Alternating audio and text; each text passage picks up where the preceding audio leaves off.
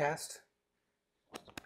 When Test. the moon hits your eye like a pizza pie. That's a stupido. That's amore. Earbud almost went in my whiskey. I pulled out the earbud on this one and it bounced off the top of my glass. Alrighty then. Let's get this thing going. Stop insulting entire cultures.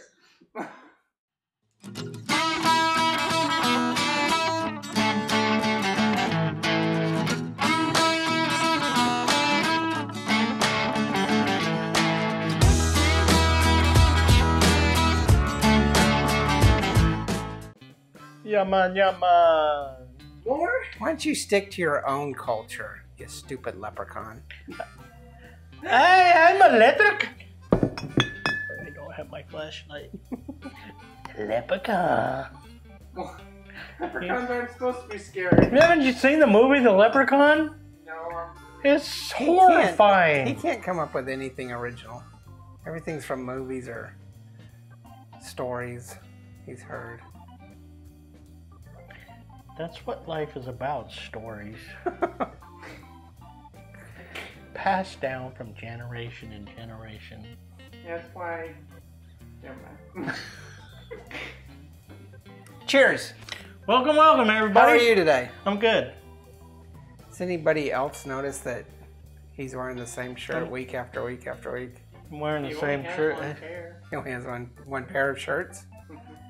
One pair of shirts? Yep. It's got 2 sleeves, so technically it's still a pair. He just reverses it, so he's got 4 days worth of clothes. Yep. The socks start getting bad. So we're back. Last episode we did the Martin Greer moonshine, the honey mash moonshine, and now we're doing his Texas whiskey. And as we said, you could watch the last episode, but we went and visited him at the had a visit with him at the distillery that's here in North Texas, and had a good time. Got to learn a lot about the biz, and he had fun showing off his stuff to us. And one of the things that we failed to mention in the last one was that this is all local grown corn too. Yeah, that he does this with the it. honey. Yeah. So. And one of the things we did not mention either is that we were very discouraged of starting our own distillery because. Yeah, he told us because we've always thought about maybe producing our own, maybe actually getting into the small batch distillery, and he encouraged that, but he also told us how much paperwork and money's involved and time and check after check after check with the local state authorities, and we're like, hey, yeah. And you have to pay every year, even if you make this much. You have to pay the same amount every single year. Yeah, so a lot more complicated than we thought. So now we're just crossing our fingers that national law changes and we can make our own home like we can beer. Like beer, yeah. Which, there's 3 or 4 legislative pieces that are presented to do that, to allow for the wine and alcohol. You can already make your own wine. In certain aspects. Yeah. Not like you can the beer.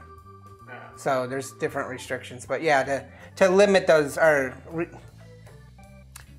to take some of those restrictions away, which would be really cool. And it just seems natural that you should be able to brew your own spirits. I mean, as long as you're not... If, like home brewing, you're brewing your beer for yourself, you're not selling it. Of course, if you're going to sell it, you have to go through all the stuff. But if you're just going to make your own spirit for yourself, it's this giant white dog just went.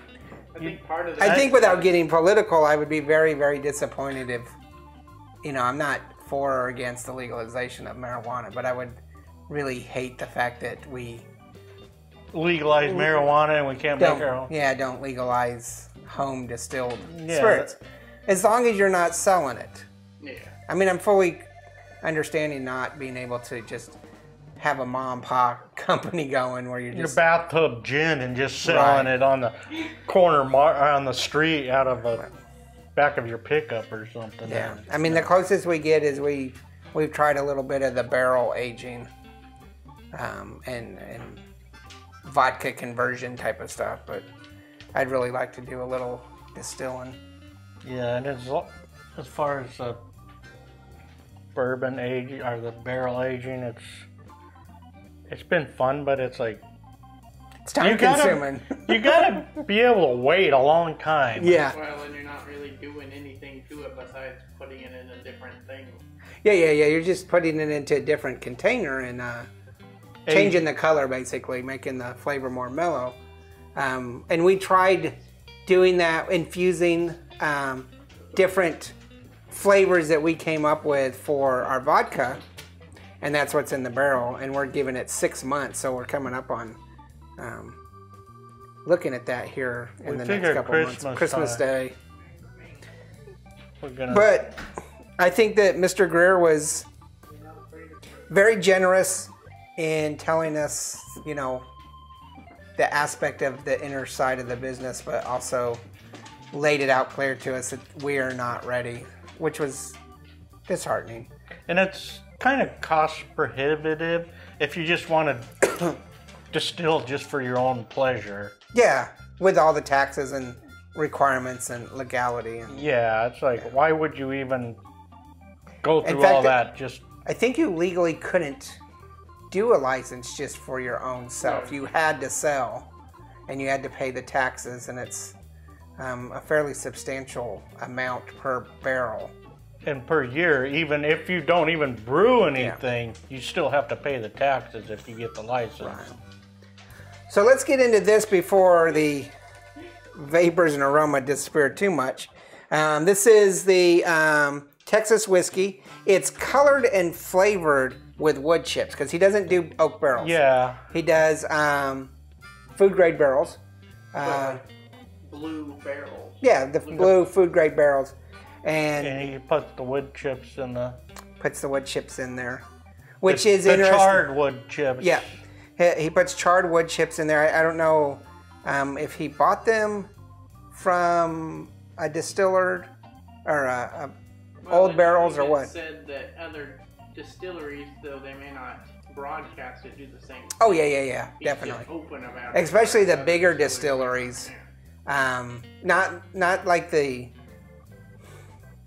fine distilleries like Maker's Mark or something like that, but some of the like North Texas distilleries or somebody are more apt to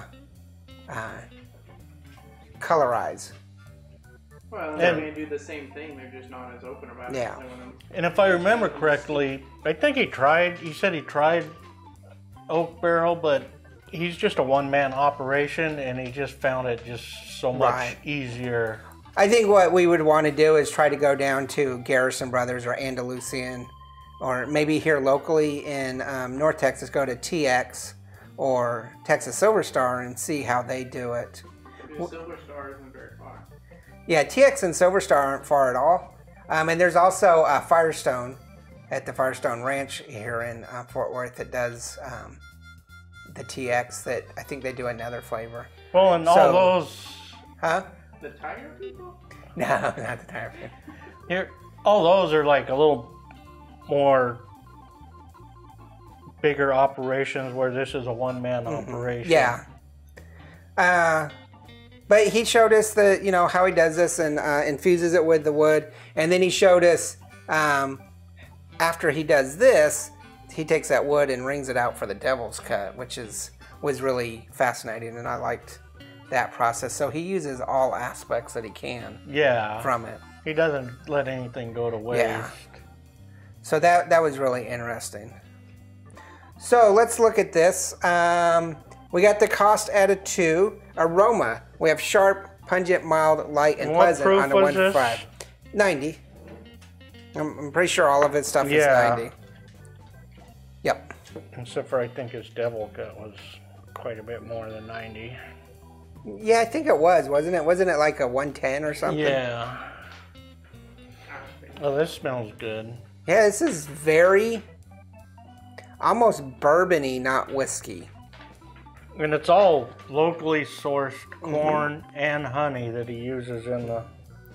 We better get this going before these puppy dogs in front of us start messing around. I know, it looks like muskrat love or something. Yep. Gonna have to. Ooh. You can see your tail. Yep. It's a Great Pyrenees.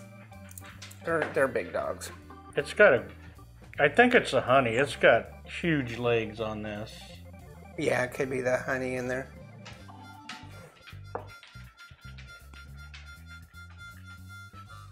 Do you even see the legs because it just binds together? I'm going with a 4.5. Wow.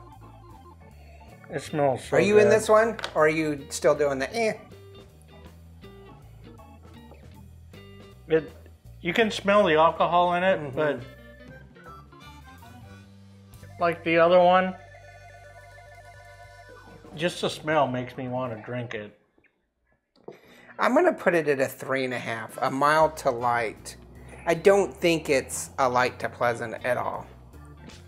And so I could actually, and when we come down to this, I could actually split hairs with you and we could go to a 4, both of us. But let's see how we turn out. But I just think... I'm going with a mild. So Cody's going with a... Yeah, Cody's going with a 3. You can I definitely... think the thing with me is that the honey in it is just... It's so unusual that it just... Sorry.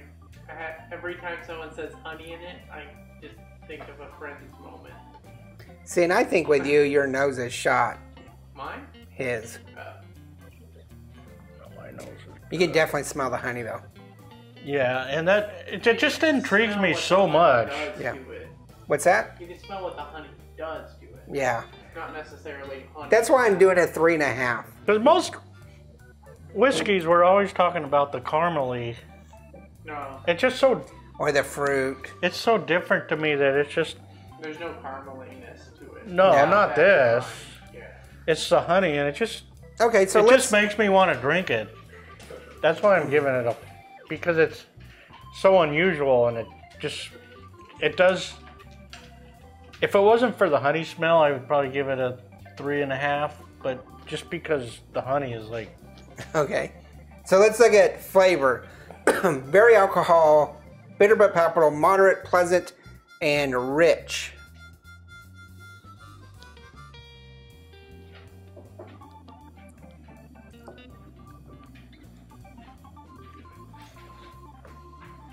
It's very good, very unique. It's got a little silky flavor to it. It's definitely 90 You proof. can kind of taste the honey. Yeah, it's 90 proof. It's... And of course, it's almost pure corn, which is not something that we've been dealing with a lot lately. So it's giving it a different taste. I'm going to go with a 3. Okay, that's what I did. I said it was a 3. It's very moderate. It's got a little bit of honey flavor to it, but then it's also got the alcohol. So it's kind of evening off. What say the boy? Eh. Yeah, it's okay. Schmeh. What's the options again? Very alcohol is a 1. Bitter but palpable is a 2. Moderate is 3. Pleasant is 4. And rich is 5. Cody, are you going to give it a blue ducky or a pink ducky? 3? 3? Okay. That's what we've done. And then our bites, I'm going to give it a 2.5. I think it is a bit Yeah, I would. on the sharp. Not fully sharp, but a bit on the sharp. It lingers a little bit. It's a little sharp on the bite. I'm like giving it a 2.75. It's like I want to give it a 3, Then give it a 3. but it's. Then give it a 2.5. I want to give it more than a 2.5 and less than a 3. Okay, let's give it a 2.5. Okay.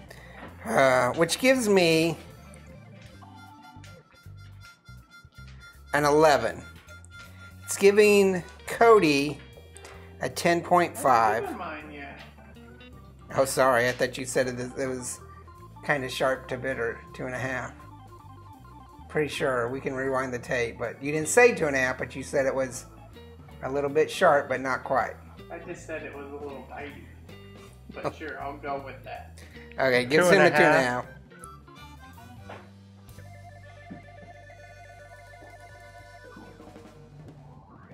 Gives you a 12. So we have a 10.5, 11, and a 12.